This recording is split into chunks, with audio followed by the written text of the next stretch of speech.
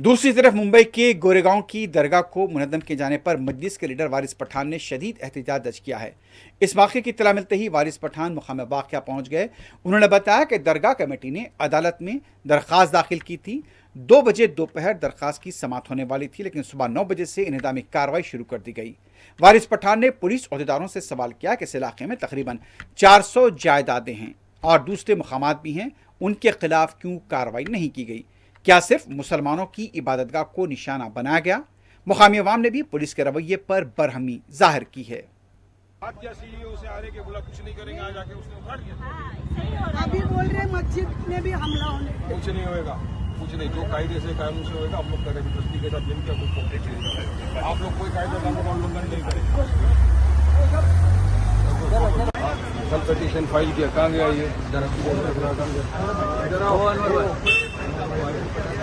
उनका बोलना है कल पिटीशन फाइल किया, आज को हियरिंग होने वाला था।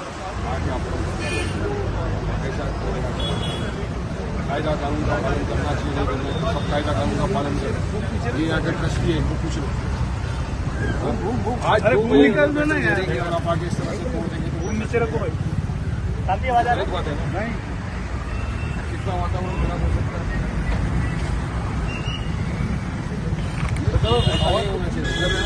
400 इस तरह के इलीगल अतिक्रमण, 400 धार्मिक अधार्मिक जितने भी है इलीगल अतिक्रमण यहाँ पे 400 से ज्यादा है। आप अगर वाकई के अंदर कायदे कानून का पालन सुन नहीं रहे, चलो मैं साथ में खड़ा रहता हूँ। वारिस पठान को खड़े रहेगा, आप तो चलो। अरे नहीं छोड़ने लग रहा है, तुम्हारी दरगाह भी क्या 2 महीने पहले वो आए थे भाई, इसने बोला कि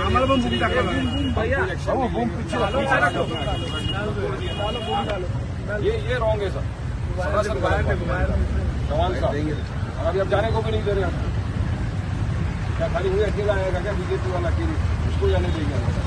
वो आएगा तो सबको जाएंगे।